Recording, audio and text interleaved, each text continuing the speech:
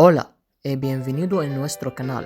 اليوم وصفتنا من المطبخ المكسيكي كيسادياس بطعم ولا أروع. خلونا ندلع كرشنا ونبلش. بنروح على المقادير: صدر دجاج، فليفلة خضرا وحمرا، بصلة، جبنة موزاريلا، ربع كوب خل، ربع كوب زيت زيتون، ملعقة صغيرة بابريكا، ملعقة صغيرة فلفل أسود، ملعقة صغيرة توم بودرة، ملعقة صغيرة أوريغانو وملح. بعد ما نضفنا صدر الدجاج وغسلناه بنبلش بتقطيعه. بدنا نقص الصدر بالنص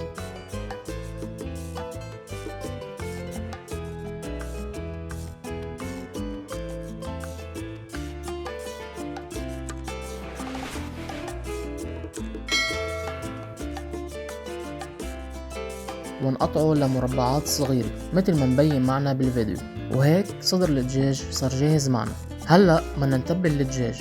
منزيد خل، توم البودرة، البابريكا، فلفل الأسود، الأوريغانو والملح، ومنخلطهم كتير منيح مع الدجاج، زيت الزيتون.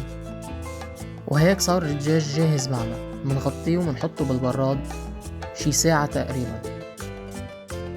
منبلش بتقطيع الفليفلة بالشكل اللي مبين معنا بالفيديو.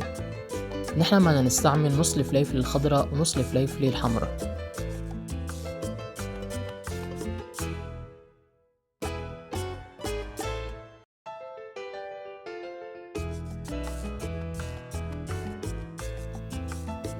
وهلأ الفليفلة صارت جاهزة معنا. منبلش بتقطيع البصل بالشكل اللي مبين معنا بالفيديو. بدنا نستعمل نص بصلة بس. وهلأ البصل صار جاهز معنا. بمقلاية وعلى نار متوسطة منزيد زبدة ومنبلش نقلي البصل، وفينا نزيد زيت زيتون حسب الرغبة. هلأ منسقط فوقهم الفليفلة ومنقليهم سوا. منزيد رشة ملح ورشة فلفل أسود ومنتركن على نار منخفضة حتى تدبل الفليفلة. وبس يصيروا بهذا الشكل بتكون الخضرة صارت جاهزة معنا. منشيلها ومنحطها على جنب. بمقلاية وعلى نار متوسطة منزيد شوية زيت زيتون ومنزيد فوقهم الدجاج ومنقليهم. بعد ما استوى معنا الدجاج منطفي تحته ومنحطه على جنب.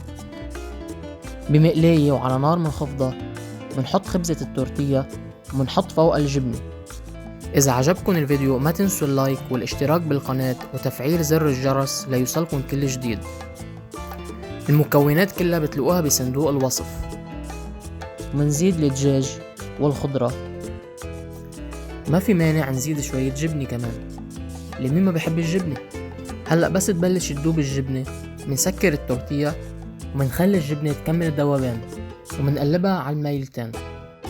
وهلأ بعد ما دابت الجبنة معنا منقطعها بالشكل اللي منحبه. بيتقدم معها صوص الجواكامولي. بتلاقوا رابط الجواكامولي بصندوق الوصف. وهيك الكاسادية صارت جاهزة معنا. بوان بروفيتشو y hasta luego.